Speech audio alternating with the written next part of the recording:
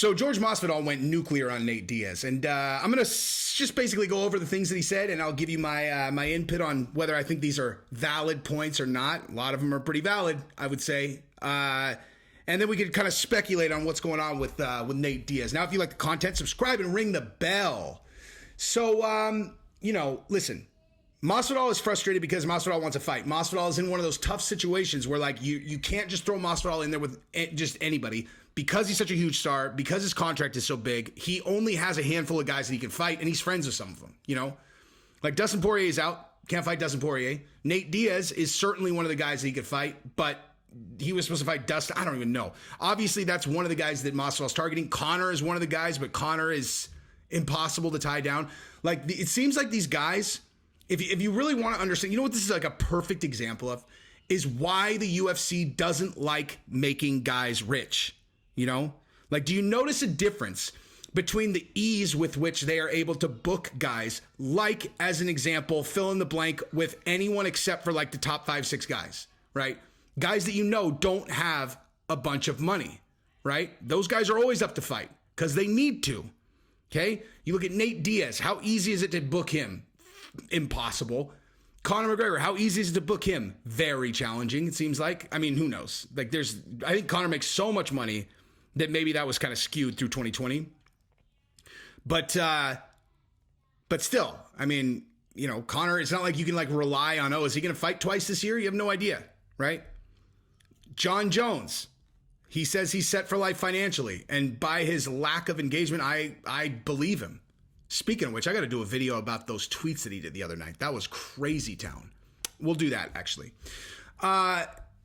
It's just like, so, yeah, of course the UFC wants to keep them. If the UFC could make them all rich, yeah, they still wouldn't want to because that's money they could keep. But nonetheless, it's like, these guys become very challenging to deal with. Anyway, so let's talk about what Masvidal said. So Masvidal said, I guess, sorry, I jumped ahead. He said, I think he's got too much CTE. Probably can't even fucking understand what they're putting in front of him. I don't know. I usually don't take the UFC side on many things, but from what I've seen, I'm like, this guy's just being a fucking diva, bro. Just fucking fight. I could sign him off in his last fight if he wants.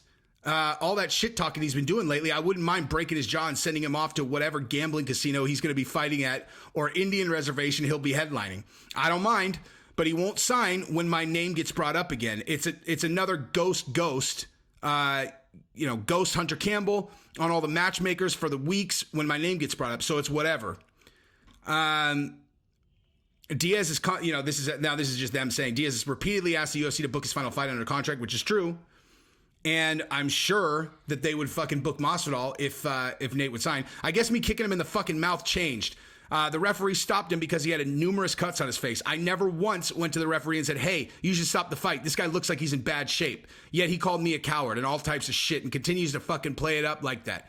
You don't have to get the rematch like that. You can just say, hey, let's rematch. It was a good fight. Calling me a coward or I was ready to quit.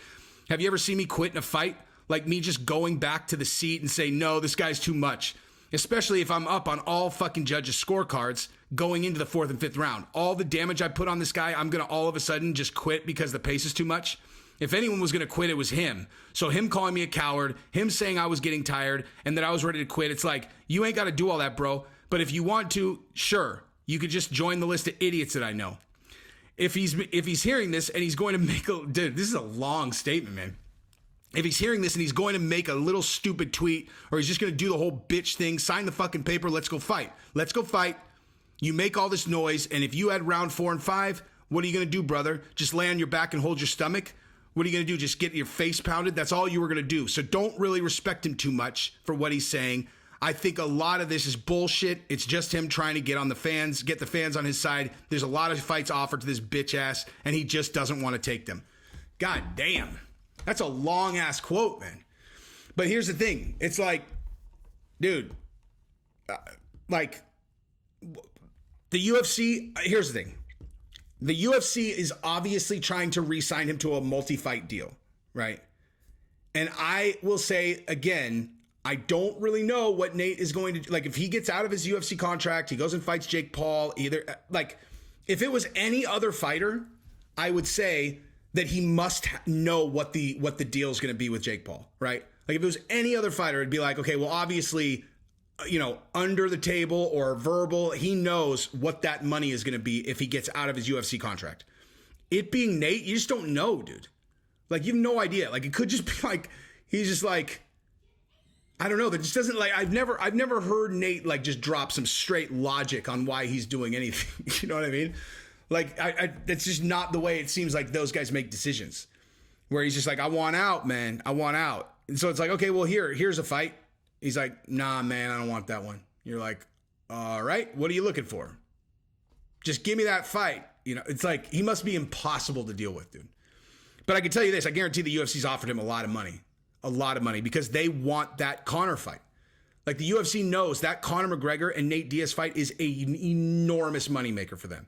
And guess what? They can't do it without Nate. Okay? Now, the good news for Masvidal is if Nate really does ride off into the sunset without signing a deal, he's very likely to get that Conor fight. I mean, I will just say that. Like if Nate is not going to do the Conor fight, Masvidal is the replacement for that fight. I'll tell you that right now. I will absolutely guarantee you that.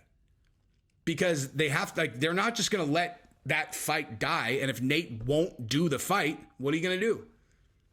I mean, the Masvidal and Conor fight does the exact same numbers as Diaz versus Conor, I think. I really think. As a matter of fact, I wonder.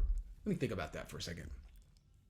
I think it probably does the same numbers, personally. That would be my guess, is that they would do the same numbers. But, whatever. I don't know. I mean, bottom line is I just want to see Nate Diaz fight. I want to see Nate Diaz fight Masvidal. I want to see Masvidal fight Conor. I want to see Diaz fight Conor. I want to see, Conor fight Dustin again. I want to see Diaz fight Dustin. I want to see all these things, dude. So, obviously the UFC has a vested interest in not paying guys too much. But in terms of as a fan, I want to see these guys get paid a lot of money, but I also want to see them fight a lot. And so it's just frustrating when the biggest stars are always the ones that you can't get tied down. Like, can I just see John Jones fight at heavyweight? Can I just see these guys fucking fight? Anyway, that's what I got. I'm going to do a video about Cain Velasquez's, the dude who is accused of diddling the kid, went to court and put his plea in. And it is actually pretty notable, actually. So I'm going to do that video right now. Anyway, Gabrielle and I did a video today for the new channel you are definitely going to want to watch. It's called The Worst Me Too Incident Ever. And it's actually about the worst Me Too person ever. This happened in 2013 and in 2018 when, oh my gosh, look at you, Me Too survivor. Do you want a book deal? Hey, do you want to become famous? Yeah. Do you want to be, is there anything else we could incentivize you to come up with some Me Too story with? No? Okay, cool. So she comes up with this thing from 5 years ago. Okay, I feel like a lot of women went back through their past and retold stories to themselves of what had happened, and suddenly they're like, oh, me too. Mm-hmm. Like, I know that even I had a story like that with myself, and then I had to check myself and be like, dude, no, I was fine with it for 10 years. Why suddenly now am I changing my frame about it and making myself the victim? But sorry, go ahead. Propaganda is strong, dude. It's just she's honestly, this chick is honestly as bad or worse than Amber Heard. I really believe that. So when you see that we have launched our new channel, which is called Into the Fire now, that's the name, Into the Fire, then go give it a look. So anyway, love you guys. Peace.